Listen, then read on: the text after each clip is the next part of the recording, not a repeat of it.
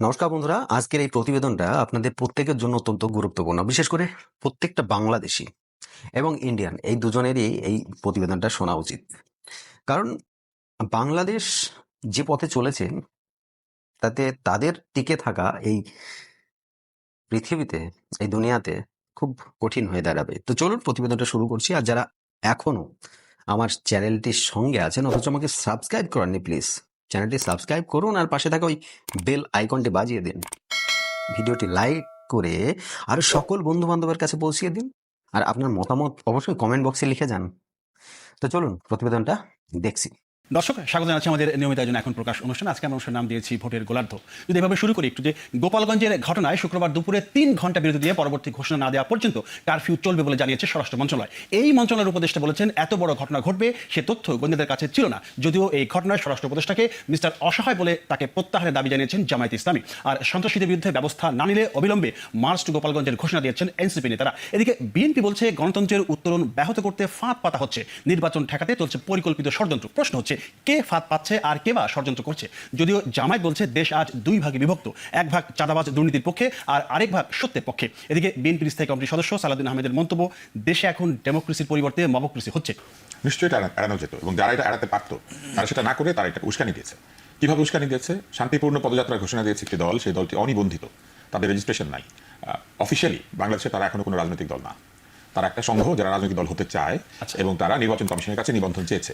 নিবন্ধন বাতিল করলে যদি কোনো রাজনৈতিক দল রাজনীতি করতে না পারে, অথবা নিবন্ধন স্থগিত করে দিলে যদি তাদের কার্যক্রম স্থগিত করা যায়, অথবা তাদের প্রতীক বাতিল করা যায়, তাহলে ওই একই অবস্থায় যাদের নিবন্ধন নাই তারা প্রত্যেকে আছে। তার মানে একটি অনিবন্ধিত রাজনৈতিক দল পদযাত্রার ঘোষণা দিয়েছেন, সেটা তাদের কমিউনিকেশন প্র্যাকটিস, তারা জনগণের কাছে যাচ্ছেন, কোনো অসুবিধা নেই। কিন্তু তারা অন্য সকল জেলায় প্রবেশ করেছেন পদযাত্রা এই শব্দটি ব্যবহার করে, কিন্তু গোপালগঞ্জে প্রবেশ করার আগে তারা অধিক উত্তেজনায় লিখেছেন যেটা মার্চ টু গোপালগঞ্জ। তারপরে সমস্ত সামাজিক মাধ্যমে বিভিন্ন জায়গাতে উস্কানিমূলক কথাবার্তা বলা হয়েছে, ধারণা দেওয়া হয়েছে এরকম যে তারা মুর্দাবাদ করতে এখানে যাচ্ছেন।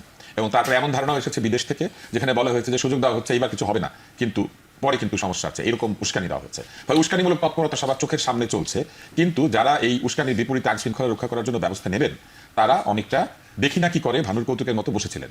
এবং 144 ধারা তারা সকালেও জারি করতে পারতেন না, এই জন্য 144 ধারা মানে 4 জনের বেশি লোক এক জায়গায় হয়ে সভা সমাবেশ করতে পারে না। তাহলে এনসিপি সমাবেশ করবে কি করে? তারা আসলে এনসিপিকে সমাবেশ করতে দিতে চেয়েছেন, এবং সেখানে সমাবেশে গিয়ে যে ধরনের বক্তৃতা হয়েছে, বক্তৃতার তো ভিডিও আছে, আপনি যদি বক্তৃতা এমনভাবে দেন যে বক্তৃতার মধ্যে নিজেদের বক্তব্যের চাইতে বরং অন্যদেরকে সতর্ক করার প্রবণতা থাকে, তাহলে স্বাভাবিকভাবেই এই কথাটা মনে রাখতে হবে যে আপনি যদি একটা পাড়ায় ঢোকেন, সেই পাড়ায় মনে করেন একজন বড় ভাই আছেন, যে বড় ভাইকে সবাই শ্রদ্ধা করে, অন্য পাড়ার লোক ঢুকে সেই বড় ভাইয়ের নামে কিছু বললে সে যাই হোক না কেন পাড়ার লোকদের প্রতিবাদ করে। আর ঢুকেছেন এমন একটা জায়গায় যেখানে বঙ্গবন্ধু শেখ মুজিবুর রহমানের কবর আছে, এবং সেইটাকে ঘিরে নানান ধরনের ধোঁয়াশা তৈরি করা হয়েছে যে তারা কি করবেন, কি করতে পারেন, এরকম একটা অবস্থা তৈরি করলে একটা প্রতিক্রিয়া হওয়ার সম্ভাবনা থাকে।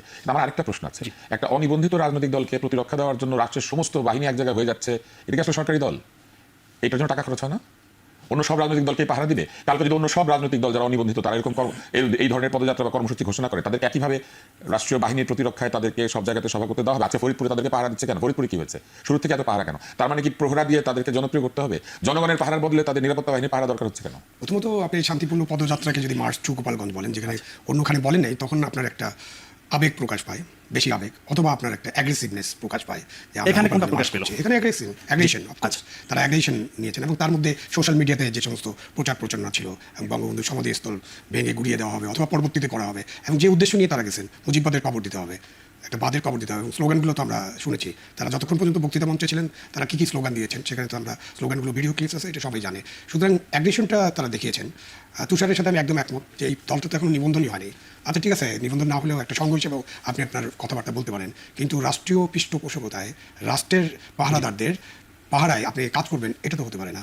শুধু তো এটা ঘটেনি, এখানে প্রিন্স সাহেব আসছেন, উনি নিশ্চয়ই বলবেন, ওনার মতামত শুনতে চাইবো।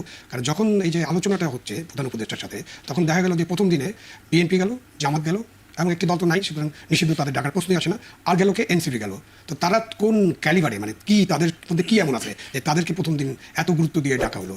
এসব থেকে বোঝা যায়। এবং ডক্টর ইউনূসের ট্যাবস ঘোষণা, উনি যখন পদত্যাগ করার একটা গুজব বাজারে আসলো, তখন কারা কারা দৌড়ে গেলেন সব মিলে, এবং এনসিপি যখন আন্দোলন করে তখন প্রধান উপদেষ্টার একেবারে বাসভবনের কাছে যে দিনের পর দিন বসে থাকলেও কোনো অসুবিধা নাই, জগন্নাথ বিশ্ববিদ্যালয়ের শিক্ষক ছাত্ররা গেলে তাদের লাঠিচার্জ করা হয়, অন্য শিক্ষকরা গেলে, মাদ্রাসার শিক্ষকরা গেলে, প্রাথমিক শিক্ষকরা আন্দোলন করলে, অন্যরা আন্দোলন করলে কী করা হয় আমরা দেখছি। এতে বোঝা যায় যে এই দলটার প্রতি ইউনূস সরকারের, মানে এখন যারা সরকার আছেন, তাদের একটা পূর্ণ সমর্থন আছে।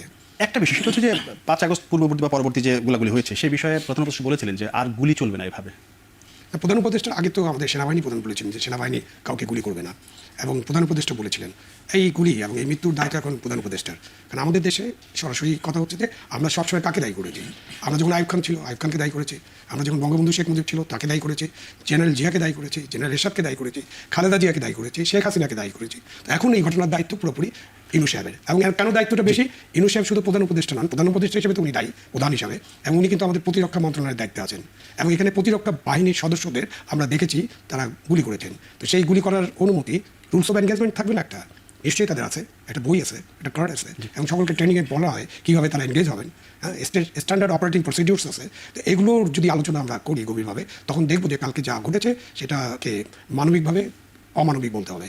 একদম অমানবিক একটা ঘটনা এবং অতিরিক্ত বল প্রয়োগের ঘটনা। এবং এই অতিরিক্ত বল প্রয়োগের কারণে অন্য সরকারকে আমরা ফেসিবাদী সরকার বলি আপনার হাতে রক্ত লেগে গেছে। এখন তো গতকালকের ঘটনার পরে ডক্টর ইউনূস নিশ্চয়ই বিবেচনা করে দেখবেন যে তার হাতে রক্ত লেগেছে কিনা। আমার মনে হয় একেবারে খুব এর সরল উত্তর। সরল উত্তরের আগে একটু বলি যে আপনার কাছেও খবরে যেটা শুনলাম যে 140 ধারা এখন অব্যাহত থাকছে, তাই তো? কারফিউ আগামীকালকে 3 ঘন্টা, যাই হোক, তারপরে থাকছে। পরবর্তী ঘোষণা তার মানে দেওয়া পর্যন্ত। পরিস্থিতির ভয়াবহতা উপলব্ধি করা যায়। আচ্ছা, কারণ বুঝতাম যে একটা ঘটনা ঘটে গেছে, সাময়িক সময়ের জন্য করলো, এখন একটা নর্মাল জীবন সেটা নাই। এবং যে ঘটনা কি বলে যেটা ঘটলো, তা নিঃসন্দেহে যে হত্যাকাণ্ড সংগঠিত হয়েছে, এই হত্যার দায় অ্যাবসলিউটলি অন্তর্বর্তীকালীন সরকারকে নিতে হবে। তো এই সরকারের হাতেই তো তাহলে রক্তের দাগ থাকছে, এটাকে অস্বীকার করার কোনো কারণ নেই, এটাই বাস্তবতা। আমি বরঞ্চ জিনিসটাকে এইভাবে দেখতে চাই যে কি ঘটেছে ঘটনা বলি দুইজনে যেটা বলেছেন, এখানে তো দ্বিমতের কিছু নাই, কারণ একটা ঘটনা বলি দেখলেও সেটা বোঝা যায়। প্রশ্নটা বরঞ্চ এটা খোঁজা দরকার, সরকার কি চান, কি চেয়েছিলেন, এবং ভবিষ্যতে আবার কি চান চাইবেন। মানে আমি আগেটাও বলেছি একটা মিনিমাম, যেটা আপনি এখানে মনে করিয়ে দিলেন। আমরা সবাই জানি যে এই সরকার এসে বলেছিল যে না আর কোনো গুলি করা চলবে না, আমাদের সেনাবাহিনী এর আগে করলেন না, তাই না? এবং আমরা যে পরিবেশ দেখলাম যে সেনাবাহিনী বা মানে এদের উপরে যে আক্রমণ করছে সেরকম তো দেখলাম না। হ্যাঁ, একটা ঠিকই যে প্রথমে যে গাড়িটা পোড়ানো হলো সেটা পুড়িয়েছে এরা, এবং ছাত্রলীগ নামধারীরাই বলবো, আমরা তো আর জানি না যেটা তারা পুড়িয়েছে, সেটা অপরাধ করেছে, মঞ্চ ভেঙেছে সেটা অপরাধ করেছে। কিন্তু এর ফল তো এটা হতে পারে না যে আপনি গুলি করে মানুষ হত্যা করবেন, এটাই। আর সবচেয়ে বড় কথা হচ্ছে যে এইরকম একটা কে না জানে দুনিয়ার, আমরাও তো এখানে বসে বুঝছিলাম যে গোপালগঞ্জ তারা উত্তাল হয়ে আছে, কারণ এটা শুধুমাত্র এটা তো প্রথম ঘটনা, এর আগে 32 নম্বর সহ বিভিন্ন জায়গায় যে ঘটনাগুলো ঘটেছে তাতে এই যে অ্যাগ্রেসিভনেস যেটা কথার মধ্যে প্রকাশ পেয়েছে এখানে শুনলাম যে সেটা তো অবশ্যই হয়েছে। তা সেই জায়গায় সরকারের তো প্রথমে যে দায়িত্বশীল আচরণ করা উচিত ছিল সেটা কি তারা করেছে? মোটেই মনে হয় না। আপনি এইরকম একটা পথ কে না জানে, সেখানে আপনি একটা গাড়ি পুলিশের গাড়ি রেখেছেন, আপনি অন্য কাজগুলো করেন নাই, বা যদি পরিস্থিতি আপনারা এখন বলছেন যে কি পুলিশের যারা খবর দেয় তারা ঠিক মতো দেয়নি, এটা তো আমরা শুনতে চাই না। এটা কে না জানে, আমরা কিন্তু এখানে বসে সব খবর পাচ্ছি, আগের রাতের পজিশন, সকালের পজিশন, যে ওইখানে সবাই ঐক্যবদ্ধ হয়েছে, যেভাবে তাদের কাজ করেছে। এখানে পাড়ার উদাহরণ কে দিলেন, তোষার ভাই বোধহয় খুবই কারেক্টলি বলেছেন, পরিবেশটা কিন্তু তাই ছিল, আমি দূর থেকে যা আমরা খবর পাচ্ছিলাম। তাহলে সেই জায়গায় একটা সরকার থাকলে তার দায়িত্বশীল আচরণ কি হতো? ধরেন আমি যাচ্ছি, আমি ধরে নিলাম নিবন্ধিত অনিবন্ধিত সেই তর্কে আমি যাচ্ছি না, তাহলে তো সরকার প্রথমে আমাকেই বলবে যে পরিবেশ এইটা, এবং যদি সে যদি দেখে যে আমাকেও সামলাতে পারছে না, এলাকাও সামলাতে পারছে না, তাহলে তো এখানে তো অটো বিষয় যেটাকে বন্ধ করে দেবে। কিন্তু এই হামলার দায় সরকারকে দিচ্ছেন, কিন্তু এনসিপি তো সরকারকে এই হামলার দায় দিচ্ছে না। এনসিপি কি দিল আমি সেই আলোচনা আগে আসছি না। আচ্ছা, আমি বলেছি ওইখানের প্রথমে যে ওইখানে কতগুলো হামলার যে শুরুর যে ঘটনাগুলো ঘটেছে তার আগে তো কথা বলা হয়েছে যে আমরা পরিবেশটা কি ছিল সেটা একটা আলোচনা। সেই জায়গায় আমরা দেখতে পেলাম যে সেইখানে ওইখানকার যে সংগঠন ছাত্রলীগ বন্যদের তারা হামলার সূচনা করেছে, এটা নিয়ে কোনো আমার মনে হয় দ্বন্দ্বের কোনো সুযোগ নেই, তথ্য তাই বলছে। কিন্তু এই যে ঘটনাটা পরিবেশটা যেটা এইটা ঘটানোর সুযোগ দিল কেন সরকার? প্রশ্ন হচ্ছে তাহলে সরকার কি এখন যে পরিবেশ পরিস্থিতিগুলো, আপনি দেখেন রাজনৈতিক দলগুলোর যে ঐক্যমত্যের কথা, আমি অন্য তর্ক বাদ দিয়েই বলি যে অন্ততপক্ষে গণ অভ্যুত্থানের পরে যে আমরা একটা ঐক্যমত্য একটা ভালো নির্বাচনের দিকে যাব, নির্বাচিত সরকারের কাছে ক্ষমতা হস্তান্তরের দিকে যাইব, যদি সেই সুনির্দিষ্ট লক্ষ্য ঠিক মতো সরকার চায়, আমি আগেই বলছি, বা এখনো চাচ্ছেন বা আগামীতে চাইবেন, তাহলে এই ধরনের কোনো ঘটনার সুযোগ তো দেওয়ার করার কথা না। সুতরাং সে তো এটা করে দিয়েই আসলে কোথায় নিয়ে যেতে চাই, সেই প্রশ্নটাই এখন বরঞ্চ জনমনে সবচেয়ে বড় প্রশ্ন হিসেবে সামনে আসছে। আমি নির্বাচন একটু কথা বলতে চাই এই পর্বে, একটু ছোট্ট করে জানতে চাই তুষার ভাই আপনার কাছে, সেটা হচ্ছে যে আজকে বিপ্লবী ওয়ার্কার্স পার্টির একটা প্রোগ্রাম ছিল, সেখানে একটা বক্তব্য এরকম এসেছে যে কেন গোপালগঞ্জে গিয়ে মুজিববাদকে কবর দিতে হবে, সেই কথা কি সেখানে গিয়ে আপনাদের বলতে হবে? সেখানকার মাটি, মানুষ, সংবেদনশীলতা, তার মনস্তত্ত্ব, তার জায়গাটা জানা দরকার। তবে মানে আমি যে প্রশ্ন করতে চাচ্ছি যে ওই জায়গাটা যাওয়ার আগে তারা অবশ্যই হোমওয়ার্ক করেছে যে একটা জায়গায় যাচ্ছি আমরা, সেই জায়গায় আসলে বক্তব্যটা কেমন হবে, সেখানকার যেটা আজকে আলোচনা উঠে এসেছে, সেখানকার মানুষ, মাটি, প্রকৃতি, এগুলো তো একটু হোমওয়ার্ক করা দরকার ছিল। তো বন্ধুরা, আপনারা প্রতিবেদনটা দেখলেন, যে এই প্রতিবেদন দেখার পর আপনাদের কি মতামত সেটা কিন্তু কমেন্ট বক্সে লিখে যাবেন।